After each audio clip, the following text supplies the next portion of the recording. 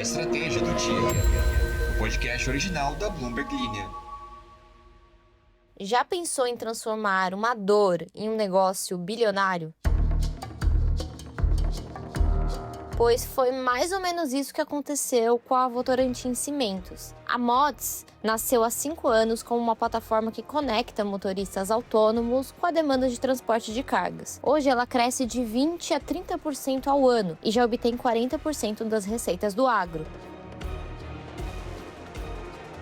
Além disso, a gente vai falar hoje sobre Selic e os movimentos que levam Alberto Ramos, diretor de pesquisa para a América Latina do Goldman Sachs, a acreditar que ainda há motivos para subir os juros. E por fim, a gente também vai falar sobre o novo recuo de um personagem já conhecido por vocês. Sim, eu tô falando do Trump, e sim, também é sobre as tarifas que ele havia prometido para a União Europeia e recentemente decidiu voltar atrás. A gente vai entender por que o presidente americano decidiu mudar a sua postura e por que isso está acontecendo agora, além de outras coisinhas mais também. No fim, a gente ainda vai dar algumas boas risadas com os comentários de vocês do último episódio. Juro, eu dei muita risada mais cedo quando eu li. E se você ainda não sabe quem sou eu sou a Nayara, que tá cobrindo as férias do Alan enquanto ele não tá de volta. Mas um passarinho já me contou que na quarta-feira ele já vem dar uma palhinha pra vocês. Surgiu uma viagem e eu vou ter que ficar fora esse dia, então o Alan vai voltar excepcionalmente um dia pra apresentar o podcast pra vocês.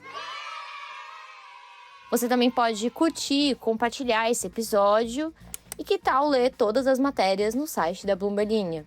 A gente tem newsletter, a gente tem podcast, a gente tem tudo.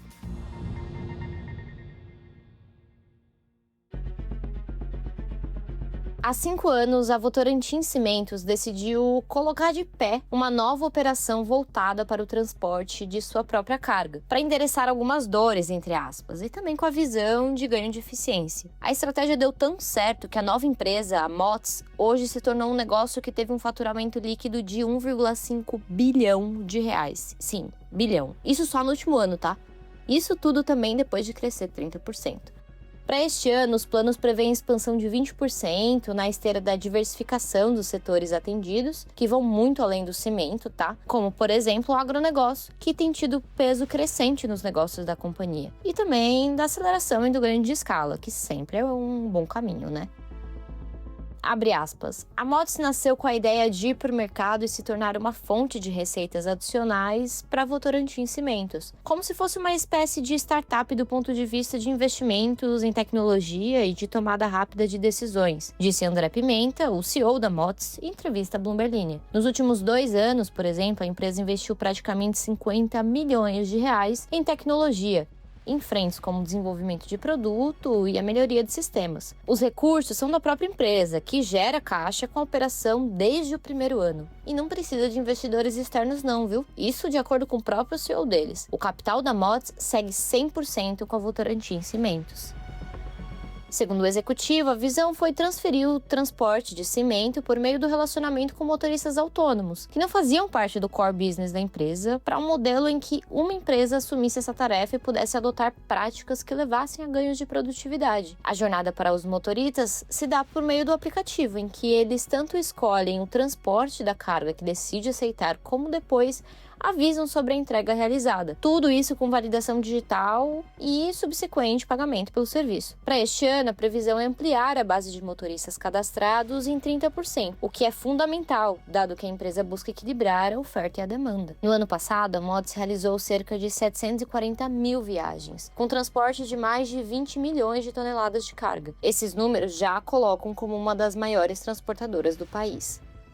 E o Banco Central pode ter deixado a porta aberta para mais um aumento da taxa Selic na próxima reunião, em junho, mesmo com parte do mercado apostando que o ciclo de aperto já terminou, com a taxa estacionada, caso vocês não se lembrem, em 14,75% ao ano. Apesar das falas recentes do presidente do Banco Central, Gabriel Galípolo, soarem mais suaves, a avaliação de economistas como Alberto Ramos, que é o diretor de pesquisa para a América Latina do Goldman Sachs, é de que ainda há motivos para subir os juros.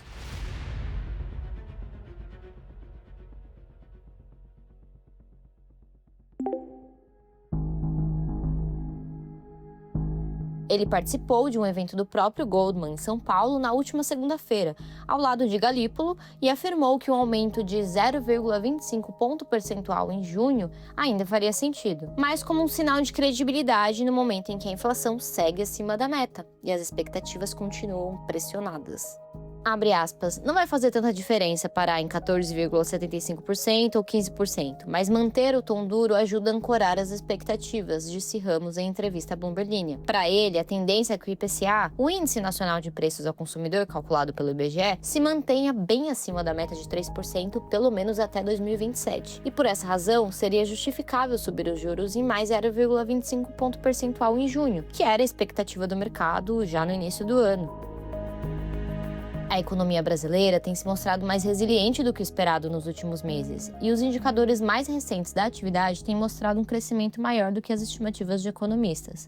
Além disso, medidas de estímulo recentes anunciadas ou em estudo pelo governo tendem a manter o consumo aquecido à frente, o que dificulta o trabalho do Banco Central de esfriar a economia e reduzir a inflação para a meta. O programa de crédito consignado para trabalhadores do setor privado, o aumento da faixa de renda do programa habitacional Minha Casa Minha Vida, a proposta de um programa de crédito para entregadores de aplicativo e a medida provisória do setor elétrico, que amplia o desconto no preço de energia para baixa renda, são algumas dessas medidas. Segundo o economista, o risco é que o governo continue a buscar outras maneiras criativas, entre aspas, para manter a demanda aquecida com a proximidade das eleições de 2026, fazendo com que as projeções de inflação do BC fiquem subestimadas. Abre aspas. O presidente Galípolo disse que você não toma antibiótico antes de se sentir mal. É perfeitamente legítimo. O BC não vai atuar de uma forma preventiva a algo que não aconteceu, mas tem que estar no balanço de riscos, disse Ramos. O economista também alertou que, com o ciclo eleitoral, o governo tende a concentrar a execução orçamentária no segundo semestre de 2025 e antecipá-la em 2026, o que intensifica os estímulos à demanda.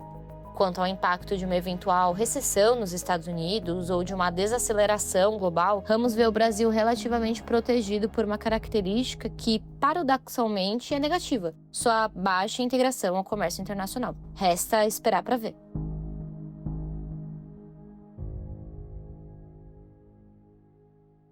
Bom, vamos falar agora de Trump.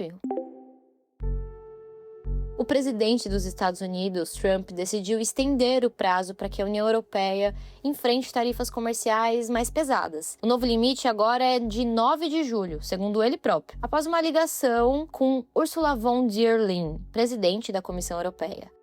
Abre aspas, tivemos uma conversa muito agradável e concordei em adiantar o prazo, disse Trump a repórteres neste domingo. Tudo isso no aeroporto de Morristown, em Nova Jersey, enquanto ele voltava para Washington. Por outro lado, von der Leyen confirmou a conversa em uma postagem na rede social X. E, segundo ela, a Europa está pronta para avançar nas negociações de forma rápida e decisiva, mas um bom acordo exigirá tempo, disse ela. Lembrando que 9 de julho não é por acaso, tá? Esse é justamente o dia em que termina a pausa de 90 dias nas chamadas tarifas recíprocas, anunciadas por Trump em abril. Inicialmente, a União Europeia enfrentaria uma tarifa de 20%, mas a pausa temporária reduziu essa taxa para 10%, válida até o novo prazo agora. Só que é importante lembrar que na sexta-feira passada, Trump endureceu o tom e ameaçou subir essa tarifa para 50% já a partir de 1º de junho. O motivo? Ele acusou o bloco europeu de atrasar as negociações e de atacar injustamente empresas americanas por meio de ações judiciais e regulamentações excessivas. E toda essa ameaça surtiu efeito nos mercados. As ações na Europa subiram logo cedo após o anúncio do adiamento das tarifas. O dólar oscilou depois de cair para o nível mais baixo desde dezembro de 2023.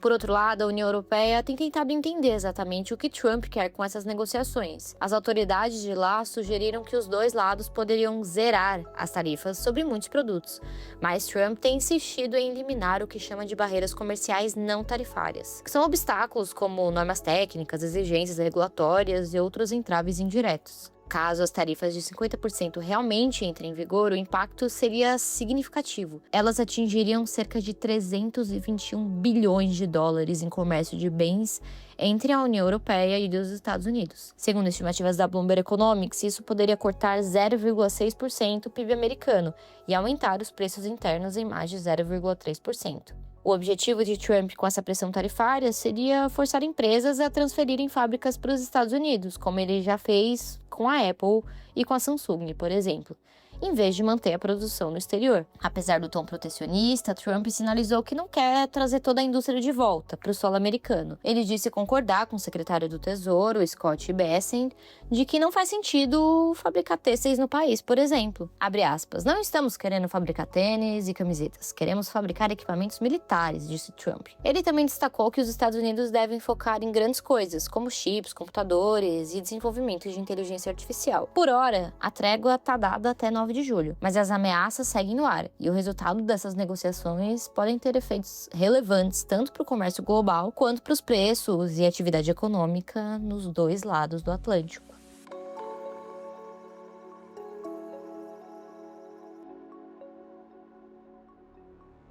E bora ler os comentários de vocês. Uau!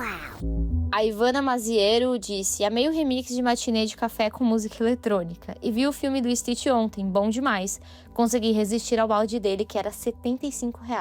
O público é muito diferenciado, nostalgia demais esse filme. Eu ouvi tão bem sobre Stitch nos últimos dias que eu tô quase indo no cinema, gente. Não é possível. Eu que sou aqui contra filmes de live action, estou quase voltando atrás.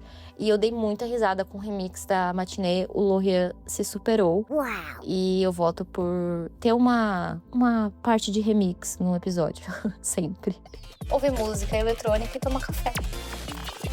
Pois é, não tem álcool. O Denner Darks disse: boas férias, Alan. Meu café preferido é o café tradicional puro e sem açúcar. E seja bem-vinda de novo, prima. Você é sensacional. Muito obrigada, Denner. Feliz em estar de volta. O meu café preferido também é tradicional, puro e sem açúcar. O André dos Santos comentou só: música eletrônica e café. Música eletrônica e café. Pois é.